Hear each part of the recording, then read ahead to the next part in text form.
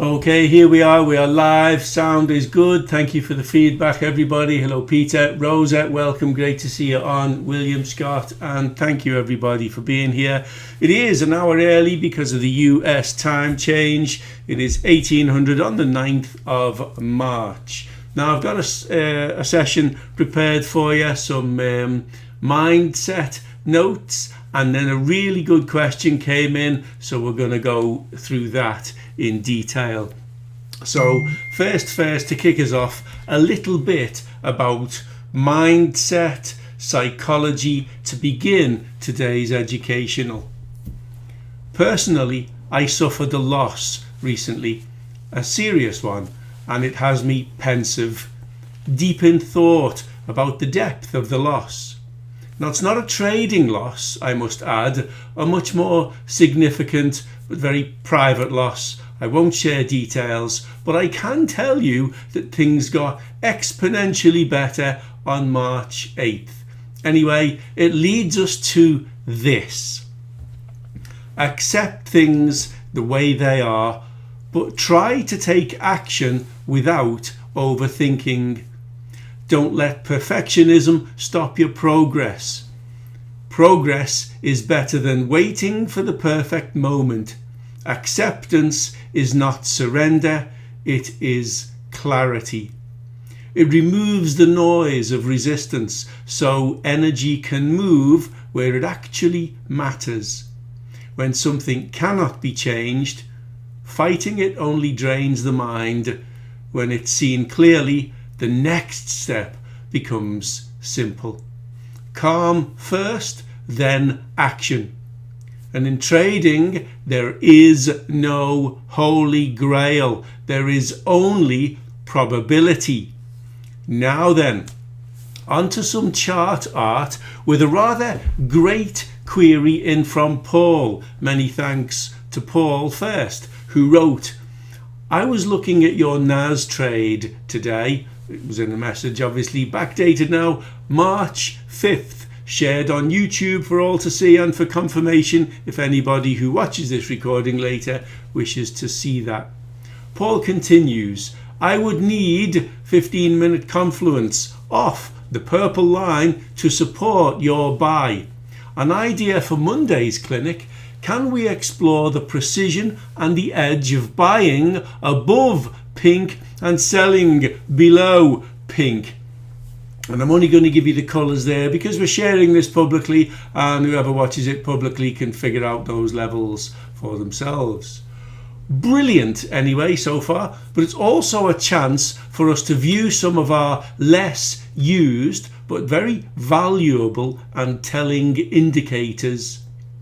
Many view the 50-period EMA as a turning point, and indeed some less ethical indicator salespeople will hide it behind something.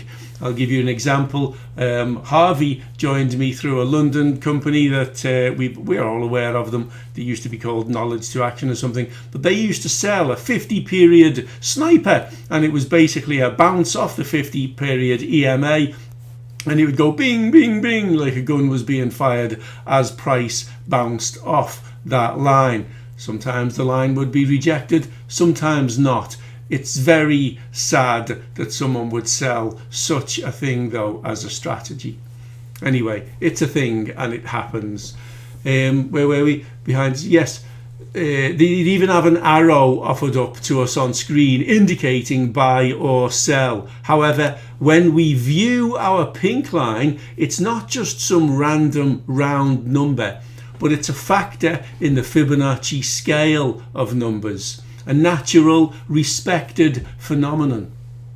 We developed the rapids. I'm first going to put the pink line on. There it is, the pink line. Now we've gone back, this is the 1400 hour, 1500 hour, so that's 1430. And if you look at the date, you'll see it's the 5th of March, and that 1430 corresponds with the post that we put up on YouTube, live trading. We did the analysis from 1426 and we said we're going to go long above, and I forget the level, to be honest. It was probably 24,990, might have been 25,001, but we were placing buy orders here. Now remember, this line, this pink line, was very visible to us. I've only put the crosshairs on so you can see the date, 5th of March 1430. Okay, we can see that pink line trailing, and it follows before and ahead of price. It's with price, so we can predict where that line's going to be. We can predict where price is going to cross the line. We can estimate it for sure with a high degree of probability. Something else we can look at is divergence, lower lows, higher lows, divergence within the indicator. Not the first time I'm drawing that. So we expect a bigger move, and then we can look for patterns of X. In fact, I won't draw that one. I'll erase that. I won't worry about erasing that one. I'm going to go on here and find me a drawing tool. I'm going to use this one, the butterfly. X, A, B, C. C is lower than A in this case, but we've got divergence within the indicator, so it did run. We would probably in my session have been looking for 25.1. Don't quite know if it's gone there, but let's see. From 25,000 to 25.1. Yes, it went there and a little bit. Kind of perfect, really. Went a bit more and then it came back. No problem with any of that. Happy with all of that. It is, to me, saying that everything that you believe about your analysis is still working, James, and you don't need to worry. You can just go ahead and do what it is you do. So we view the 55. It's not a random round number. It's the pink line. It's a factor in the Fibonacci scale, a natural respected phenomenon. We also developed, for those of you who remember, the Rapids strategy. And I can confirm that the 62 period Bollinger Bands with a 0.2 standard deviation closely follows or tracks the pink line. And there it is to boost. You see, it closely follows and tracks the pink line. Now, the Rapids is a standalone, and thank you, Rosa. Rosa says, I love the Rapids. Yes, the Rapids as a standalone rule states you may go long on the first closed dry bar, given that anything within the water is wet. This is a river, it's rapids. So this bar is wet. That one is a dry bar. You can go long. There would be your invalidation or your stop, and your target would be 2 times that. And if we look, yes, it's gone once, it's come back to a break even, but then it goes 2 times. So you get 2 bites off a pivot, a fractal, and some more higher lows, lower lows, higher lows, divergence within the indicator, a nice 5-point fractal there to allow you into that one. So if you know all of our regular strategies, if you know about the STL, for instance, then you're laughing your socks off then, because you factor that in and it becomes a serious no-brainer. Not only did we develop the 62 period Bollinger Bands with that very tight standard deviation, we also, Rapids rules denote buy on a dry bar, sell on a dry bar below. So this would be the first dry bar below, and you could sell from there. The close of that bar is a sell, and you get a whole 60 seconds when that bar is closed, to figure out, do I want this? Seems to be right. Stop the other side of the river. You'd be in a sell from there. Let me put my cursor on. So that would validate your entry, because that bar is dry. That would be your stop. Whatever 2 times that is, I'm going to go 1, 2. There you go. There's your target, and it's delivered right there. And that pretty much is the Rapids as a standalone strategy. But we also used a Hull moving average in our early or initial educational sessions and your ongoing training with me. It was introduced largely by one of our members who said it most closely tracks price. Thank you, Peter, for that. And it does. We color coded it. We said red in a downtrend, green in an uptrend. when we look at all those three things, and we don't need to, we can say, nah, you're overkill. Yeah, I like you because you give me the stop loss, but you're also overkill. We could just say it's just a pink line. We could make it thicker so that it more closely represents. And how would we do that? We could say it's 2, we go 3, 4, 5, 6, 8, we make it thicker so that it more closely represents the rapids, just to visualize the idea of above and below kind of strategy. Notwithstanding any of that, the trade on Thursday, it was Thursday, wasn't it? The 5th of March anyway, it worked, and it worked very well. We have our levels, we set the levels, and we traded the levels. But yeah, the whole moving average very closely tracks the price. Yes, just reading through the notes. Oh yeah, and red for sell, green for buy. Just to factor in your idea about what you're allowed to do. The line is green, you're only allowed to buy it. The line is red, you're only allowed to sell it. And we did look at this one being a dry bar, and you're only allowed to sell it. So happy days, you're in the sell. This pullback, you all know about my levels, and you know about divergence. And if we look at it just once more, lower lows, higher lows, divergence within the indicator again. You're not going to let it come back above something significant. You're going to take your pips. And there are plenty of them available. There certainly were for us on Thursday, if that was indeed Thursday. And of course, finally, add in the MACD for divergence, and we are all, sad to say I am, right back where we are supposed to be at divergence, rejection of a line, signal. 3 special things. However, I'm going to make it a bit more complicated. I'm going to say that someday some clever egg that writes the formula will write the formula, and I don't know, maybe I've got it already, and we'll see. Here's an attempt at the formula. We're going to say D plus R being the rejection of a line, so we're going to do that, and we're going to do that. D plus R equals a signal.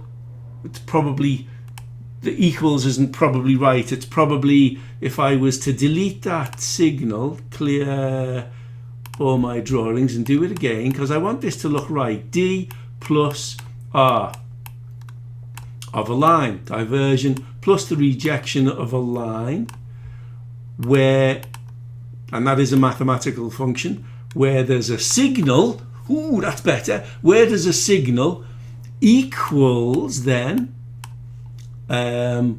risk. Is it risk? Risk, yes, risk, which is going to be less than or equal to risk minus, less than or equal to 2R, where R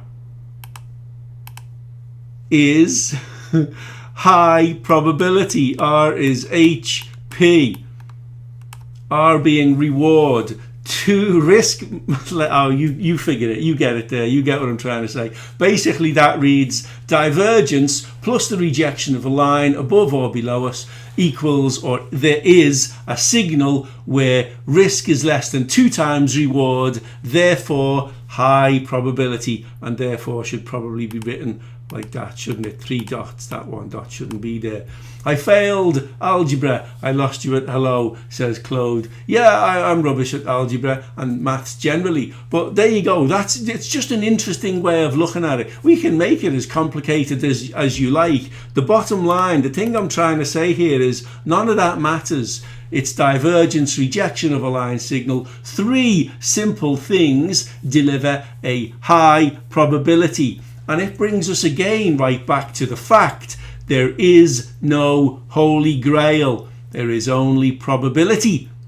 And on that bombshell, we have some serious posts in the group to look at, to consider, or maybe to review.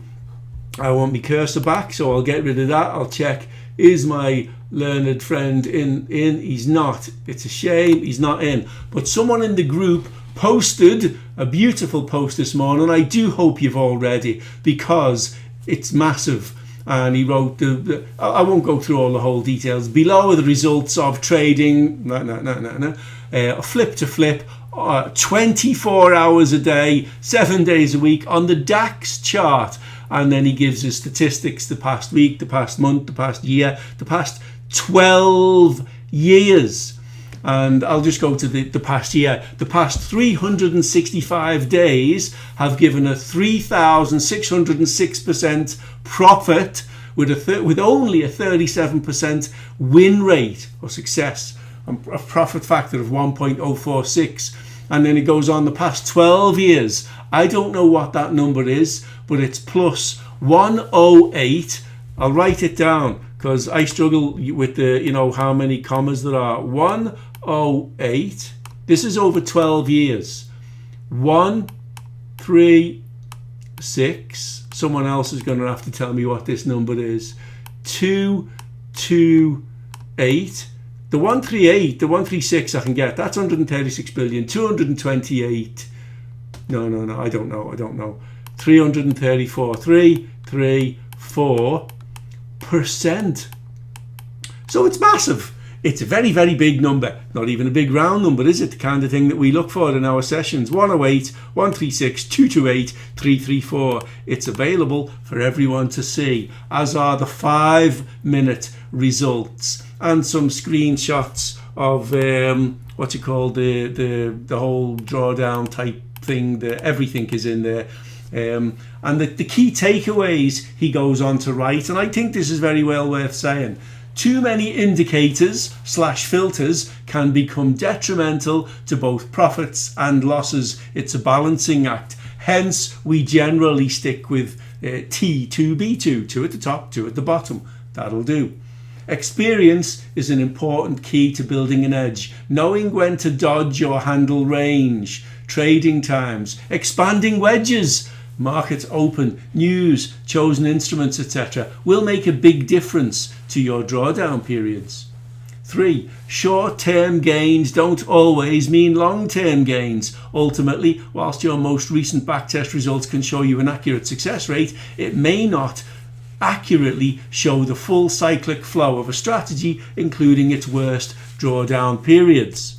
4. As James, that'd be me, has always said, you can make a big gain, a small gain, a break even, or a small loss with the strategy. And it's fascinating to see the data match and confirm that. Point 5, he says, you can still lose more often and still make profit. Money, he calls it. My brain's still struggling to wrap my head around that one. Yeah, but I've said it all along, everybody, and you all. You that's with me, you that's in my sessions, you that's in my group, you absolutely know that to be true. That's why there's no negative feedback written about me anywhere. And there probably is somewhere. I'm sure if you find something written by those I live with, yeah, you'll find negative feedback then, all right. But it is what it is there. I'll suck that up and take it on the chin. Now, it is 6:18. We've been on for 18 minutes. If there's any questions relating to anything we've discussed here in this session, I'm happy to take those questions now. Else, I'll end the recording and we can go on to the deeper, as at now questions if you like. Obviously, this was back on the 5th of March. If I put those and leave them on and then go to as at now, well, you couldn't buy that because we weren't above the rapids. He's the first closed bar. There's your invalidation. It's still a win. If we look at the last trade, that's the first seller bar. Didn't hit north of the river. Came very, very close. I would have hoped you saw the divergence and paused on that and waited for the red. But it is what it is because that's a failed W and there's pips in there. So there is a valid sell trade that worked regardless of the fact that it came close to a stop. Close, no big fat smoky thing. Over here we ping off, we've got, this is the first dry bar, a stop, a run up, 2 times would have delivered that and the single bar there. But there's also he's not really a MACD scalper because he went red, but there's a continuation fractal pivot trade. If we go back to today's open, where is today's open? It is 1430, and we can say, yes, there's a dry bar. Are you a dry bar, and are you 1430? You're 1431. You're not dry. You're 1432. See, 1430 isn't a dry bar. You can do nothing with that, nothing at all. But because the line is green, you're only allowed to go long, and there we go with a long, and then invalidation of 44. You're looking for 88, and 88 is up there somewhere, and then some.